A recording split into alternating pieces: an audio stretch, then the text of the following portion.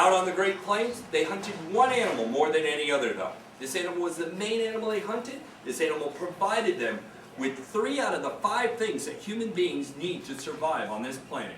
It's provided them with food, clothing, and shelter.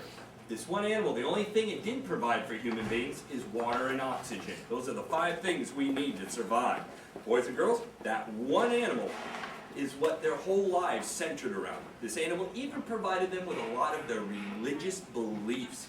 What do you think this one animal might be? He was massive inside, or she was massive. This is a small buffalo skin, boys and girls. They get much bigger than this.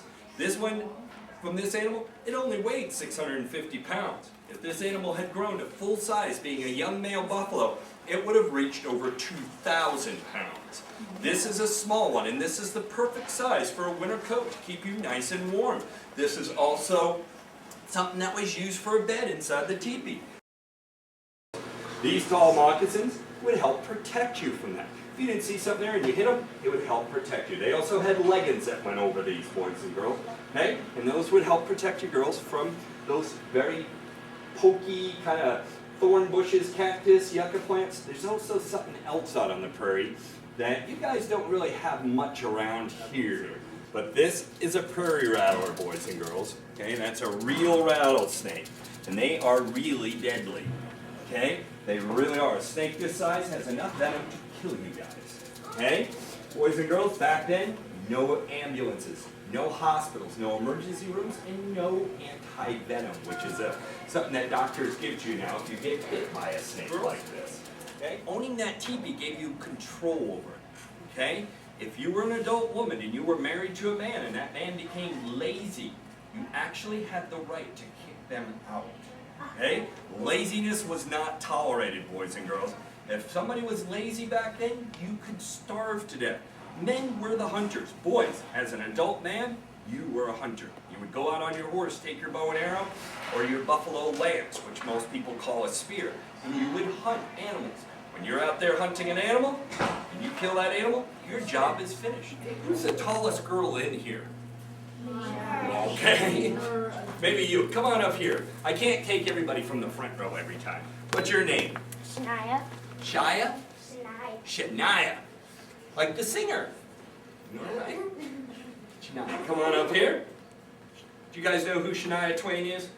No. Wow, she kind of faded out, huh? Boys and girls, she was a singer, and she is a Native American. Does she look nice over here, Mia? And that's what Mia would look like with that. Okay? Got to turn that way, show your friends. Okay, show that way. There you go. Okay. Boys and girls, does it look nice? Yeah. It would have a silver belt on it. I made her earrings, her moccasins, even her leggings. Everything was made for her. I made her wedding outfit. And you're a boy. And I'm a boy, yes. I'm a pretty good sewer for a boy, aren't I? And I did it all by hand, boys. Keep them folded up like a little muskrat taco. Okay? And here he is. I'm going to start him there. Pass him right down like that, down like this, down like this. And remember, if I catch anybody doing anything mean to my muskrat, I take it away.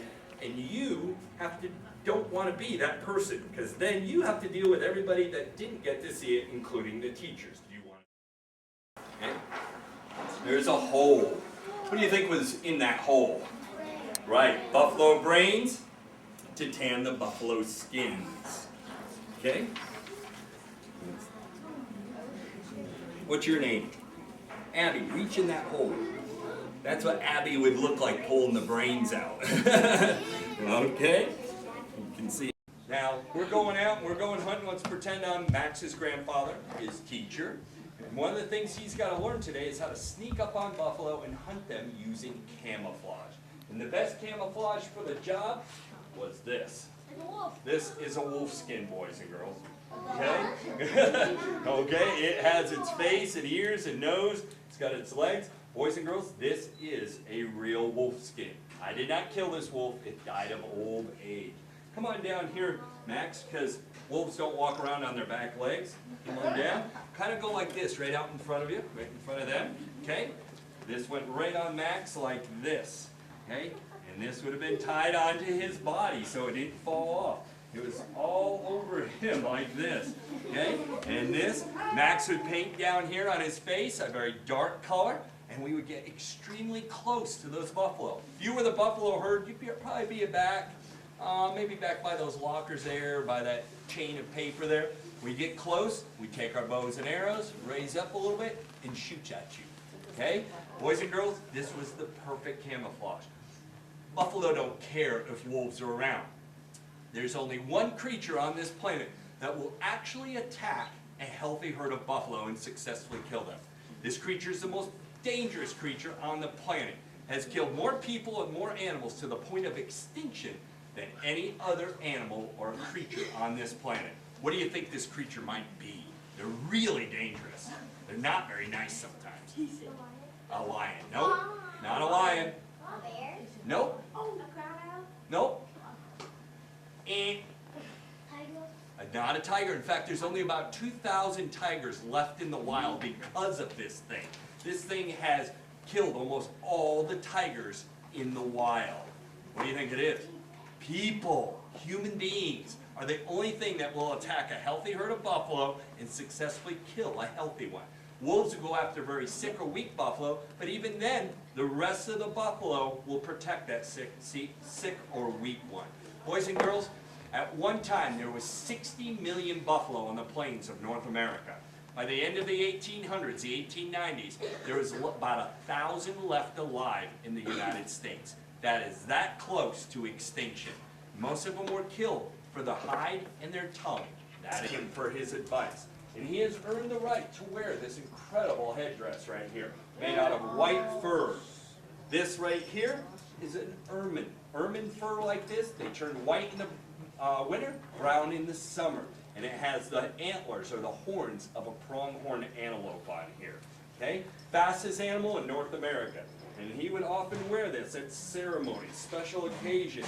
Okay? He would wear a headdress like this.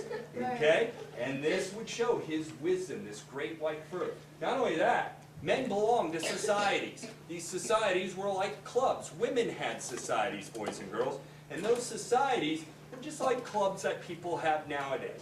I belong to a society. They are called the Motto. And the Motto society means grizzly bear. We all have grizzly bear claw necklaces like this, very similar to this. When we paint our teepees, we have grizzly symbols on them.